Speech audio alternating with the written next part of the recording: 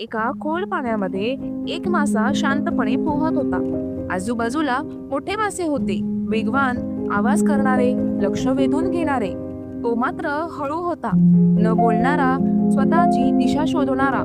कोणी त्याला पाहिलं नाही, कारण तो झुंडी बरोबर नव्हता. पण त्याच्या डोळ्यात एक वेगळीच जिद्द चमकत होती. मला टिकायचं आहे, माझ्या पद्धतीने. त्यानंतर एक दिवशी पाण्यात मोठी खळबळ उडाली. जाळं टाकलं गेलं, आवाज करणारे मासे घाबरले, इकडे तिकडे पळाले आणि जाळ्यात अडकले. तो मात्र शांत राहिला, मौनात विचार केला, हळूच खोल पाण्याकडे वळाला. जिथे गोंधळ नव्हता तिथेच सुरक्षितता होती. त्या क्षणी तो छोटा मासा सगळ्यात शहाणा ठरला.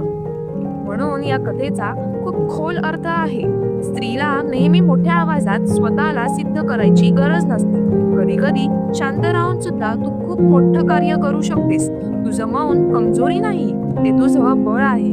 आणि जर तू एक स्त्री असशील तर ही रील सेव्ह करायला विसरू नकोस आणि अशाच मोटिवेशनल रील्ससाठी मला फॉलो करायला विसरू नको.